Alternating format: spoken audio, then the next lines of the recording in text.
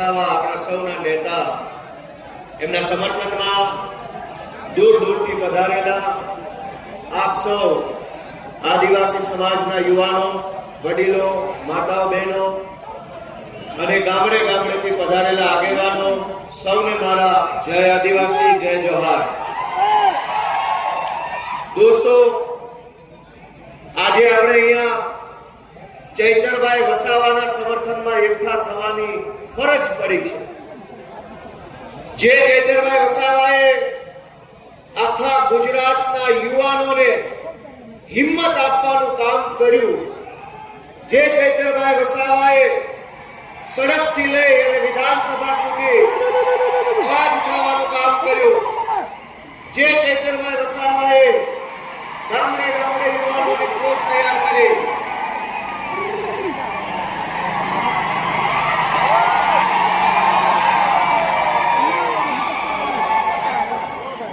મજા આવે છે ને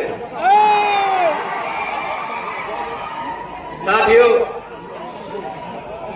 આપણે એક વાતને સમજવી પડશે કે ભાજપની સરકાર વારંવાર શા માટે ચૈતરભાઈ ઉપર ખોટા કેસો કરીને જેલમાં પૂરે છે?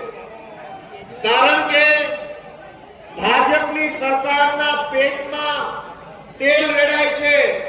એમને ખટકે છે કે એક નાનો એવો આદિવાસી સમાજનો યુવાન ધારાસભ્ય કેવી રીતે બની ગયો। દોસ્તો, આ વિસાવદર વિધાનસભાની ચૂંટણીમાં વિસાવદરના ખેડૂતો, પશુપાલકો, રત્ન કલાકારોએ જ્યારે મને મત આપી ધારાસભ્ય બનાવ્યો તો ત્યાં પણ ભાજપને આ વાત ખટકી કે ગુજરાતમાં આ નાના નાના જુવાનિયા ધારાસભ્યો કેવી રીતે બની જાય છે। વર્ષો સુધી ભાજપે ગુજરાતમાં એવી રીતે સરકાર ચલાવી કે જે ગુંડા હોય એ ધારાસભ્ય બની શકે, લફંગા હોય એ ધારાસભ્ય બને, બે નંબરિયા હોય એ ધારાસભ્યો બને। ગુજરાતના ઇતિહાસમાં પહેલી વખત આમ આદમી પાર્ટીના માધ્યમથી અરવિંદ કેજરીવાલજીના નેતૃત્વમાં મારી જેવા, ચૈતરભાઈ જેવા નાના પરિવારના છોકરાઓ ધારાસભ્યો બનવા લાગ્યા છે। દોસ્તો, આપણે એટલા સામાન્ય પરિવારના માણસો છીએ, એટલા ગરીબ ઘરના માણસો અમે છીએ, સામાન્ય નાના એવા ગામડામાંથી અમે આવીએ છીએ કે ધારાસભ્યનું સપનું તો બહુ દૂરની વાત છે। જો આમ આદમી પાર્ટી ન હોય, જો અરવિંદ કેજરીવાલ ન હોય તો આ ભાજપ ને કોંગ્રેસ વાળા તો અમને તાલુકા પંચાયતનો સભ્ય ન બનવા દે।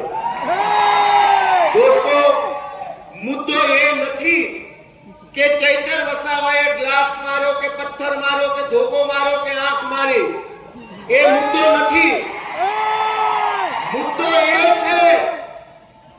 એ નથી કે ગ્લાસ માર્યો કે નહીં, મુદ્દો એ છે કે ચૈતર વસાવાએ ડેડિયાપાડાથી તીર માર્યું અને તીર સરકારની છાતી પર લાગી ગયું।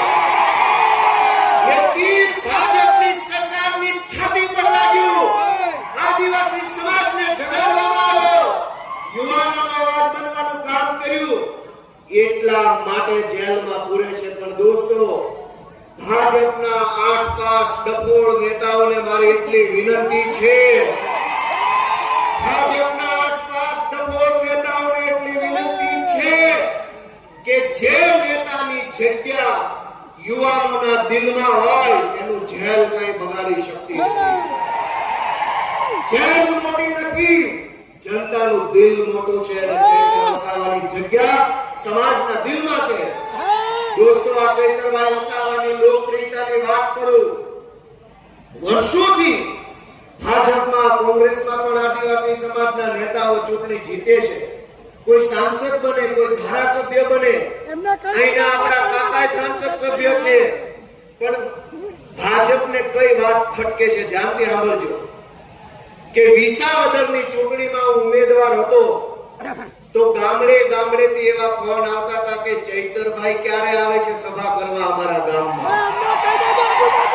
ચૈતરભાઈની સભાની જાણ થાય, હજારો લોકો ગામડામાં આવે, આટલા વર્ષો સુધી એવું હતું કે ભાજપની ટિકિટ પર સાંસદ તો બની જતા હતા પણ આખા વિસ્તારમાં કોઈ બોલાવતું નહોતું. આ ચૈતરભાઈ વસાવા આદિવાસી સમાજના પહેલા એવા નેતા છે જેની ઇજ્જત, જેનું સન્માન, જેની લોકપ્રિયતા માત્ર આદિવાસી સમાજમાં નહીં, ગુજરાતના એક જિલ્લામાં એક સમાજમાં છે દોસ્તો. અને એ વાત ભાજપને ખટકે છે કે એક ડેડિયાપાડાના ધારાસભ્યની લોકપ્રિયતા સૌરાષ્ટ્રમાં, ડેડિયાપાડાના ધારાસભ્યની લોકપ્રિયતા ભુજમાં, કચ્છમાં, ડેડિયાપાડાના ધારાસભ્યની લોકપ્રિયતા ઉત્તર ગુજરાતમાં. આ વાતથી ભાજપને ઊંઘ નથી આવતી. પણ દોસ્તો, હું તમને વિનંતી કરવા માટે આવ્યો છું. આપણે ત્યાં એક કહેવત છે કે ન રહેગા બાંસ ન બજેગી બાંસુરી. એટલે કે આ ઘટનાની શરૂઆત ક્યાંથી થઈ? તાલુકા પંચાયતની એક મીટિંગ થી આ ઘટનાની શરૂઆત થઈ. કાંઈક એવું કરો ને કે આવતી તાલુકા પંચાયતમાં ભાજપનો એકે ચૂંટાય જ નહીં, એટલે ખો જાય. તાલુકા પંચાયત બનાવવા આમ આદમી પાર્ટીની ડેડિયાપાડામાં, સાગબારામાં, નાંદોદમાં બધી જ તાલુકા પંચાયતમાં ચૈતરભાઈના નેતૃત્વમાં યુવાનોને ચૂંટણીમાં મત આપીને જીતાડો અને આ ચોરી કરનારા લોકોને ઘરે બેસાડો. દોસ્તો, એવું તો વિનંતી કરવા આવ્યો છું. ચૈતરભાઈ વસાવાએ દોસ્તો એક નેતા જે હોય બહુ ગંભીર વાત છે કે કોઈ પણ માણસ નેતા બને તો એ બે કામ કરી શકે. એક કે કોઈ રોડ બન્યો, કોઈ નાળું બન્યું, કોઈ ગટર બની, ક્યાંક બ્લોક ન થયા, એ થયા સરકારી કામ. પણ એના કરતા એક મોટું કામ એ છે કે નેતા પોતાના સમાજને હિંમત આપે, બળ આપે, આત્મવિશ્વાસ આપે અને સમાજને બેઠો કરે લડવા માટે. એ સૌથી મોટું કામ હોય છે. ચૈતરભાઈ વસાવાએ આદિવાસી સમાજને હિંમત આપવાનું કામ કર્યું, આદિવાસી સમાજના યુવાનોને બળ આપવાનું કામ કર્યું. દાહોદ હોય કે ઝાલોદ હોય કે છોટાઉદેપુર હોય કે સાબરકાંઠા હોય, જ્યાં જ્યાં આદિવાસી સમાજ ઉપર અત્યાચાર થયો, અન્યાય થયો, ભ્રષ્ટાચાર થયો, ત્યાં ત્યાં ચૈતર વસાવા ઉભા રહ્યા અને લોકો માટે લડવાનું કામ કરી દીધું. દોસ્તો, ભાજપને એ વાત ખટકે છે કે આ ચૈતર વસાવા બધે કેમ પહોંચી જાય છે. આ વિસ્તારોમાં વર્ષો સુધી નકલી કચેરીઓ ખોલી આદિવાસી સમાજના વિકાસ માટે જે પૈસા સરકારમાંથી આવતા હતા એ ભાજપવાળા ખાઈ ગયા. બધું મિલી ભગતથી ચાલતું હતું. ભાજપ અને કોંગ્રેસના નેતાઓ ભાગ બટાઈ કરી આદિવાસી સમાજના અધિકારોના પૈસા ખાઈ જતા હતા. એને રોકવા વાળું, ટોકવા વાળું કોઈ નહોતું. તો ભાજપને મજા આવતી હતી, કોંગ્રેસને મજા આવતી હતી. પણ જેવા ચૈતર વસાવા આવ્યા અને ભાંડા ફૂટવા લાગ્યા તો હાહાકાર મચી ગયો કે આને જલ્દી જેલમાં પૂરો. જો આને જેલમાં નહીં પૂરો તો બધો ભાંડો ફૂટશે. દોસ્તો, મનરેગા કૌભાંડ 2,500 કરોડ રૂપિયા આદિવાસી સમાજના ખાઈ ગયા. કરોડો રૂપિયા એક તરફ ગરીબ પરિવારમાંથી આવતો વ્યક્તિ હોય, ભણવું હોય, નોકરી જોતી હોય, કંઈક નાનો મોટો ધંધો કરવો હોય, એની પાસે મૂડી નથી, પૈસા નથી. બીજી બાજુ આદિવાસી સમાજના ગ્રાન્ટના પૈસા કરોડો રૂપિયા ખવાઈ જાય છે. એને રોકવા માટે ચૈતરભાઈ વસાવા જેવો આગેવાન વર્ષો પછી આપણને મળ્યો છે. હું તો તમને બધાને વિનંતી કરું છું, મારી તમને બધાને વિનંતી છે કે જ્યારે ગુજરાતના આદિવાસી સમાજને અને આદિવાસી સમાજના નેતા ચૈતરભાઈ વસાવાને જ્યારે મદદની જરૂર પડી છે ત્યારે દિલ્હી અને પંજાબના મુખ્યમંત્રીઓ મારતા ઘોડે આપણી વચ્ચે આવે છે.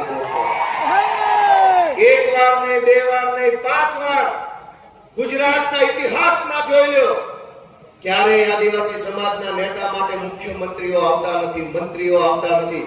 મંત્રી, મુખ્યમંત્રી છોડો, કલેક્ટરો ધ્યાન આપતા નથી. આ ચૈતર વસાવા પહેલા એવા નેતા છે, એનો એક ફોન જાય અને પંજાબથી મુખ્યમંત્રી ડેડિયાપાડામાં આવી જાય છે. દોસ્તો, આમ આદમી પાર્ટી તો પોતાની ફરજ નિભાવે છે. આમ આદમી પાર્ટીને ચૈતરભાઈ જ્યારે આદેશ કરે, જ્યારે માંગણી કરે ત્યારે આખી આમ આદમી પાર્ટી ચૈતરભાઈ વસાવા અને આદિવાસી સમાજ સાથે ઊભી રહી જાય છે. એનો સાક્ષી તમે પોતે છો. જ્યારે બોલાવે, જ્યાં બોલાવે, જેને બોલાવે, ઈશુદાનભાઈ ગઢવી, રાજુભાઈ કરોકડા, સાગરભાઈ રબારી, અમારા યુવરાજસિંહ જાડેજા, કેજરીવાલ સાહેબ, બધા જ લોકો હંમેશા આદિવાસી સમાજ માટે તત્પર હોય છે, હાજર હોય છે. પણ હું તમને વિનંતી કરવા માટે આવ્યો છું કે આ લડાઈ બહુ લાંબી હાલવાની છે. 20-20, 30-30 વર્ષોથી જેણે આદિવાસી સમાજને શોષણ કરી અને પૈસા બનાવ્યા છે એ એમ શાંતિથી આસાનીથી માને એમ નથી અને ભગાડવા માટે ફાવનો જોશે મોટો અને જાડો ફાવનો મારવો પડશે. દોસ્તો મિત્રો, આ ભાજપની સરકાર એટલો બધો અન્યાય કર્યો કે અહીંયા જ સરદાર સરોવર ડેમ બન્યો, સ્ટેચ્યુ ઓફ યુનિટી વિશ્વની શાન વધારે છે. પણ દુર્ભાગ્ય તો એ બાબતનું છે કે જ્યાં ડેમ છે એ ડેમનું પાણી આખા ગુજરાતમાં પહોંચે છે પણ સાગબારામાં અને નર્મદામાં ત્યાં નથી પહોંચતું. દોસ્તો, ચૈતર વસાવા એ લડાઈને લડે છે કે ડેમના ડૂબમાં જેના મકાન ગયા એના મકાન જો પ્રશાસન તોડી નાખે, પાડી નાખે તો છાતી કાઢીને લડે છે ચૈતર વસાવા. એ ભાજપને ખટકે છે.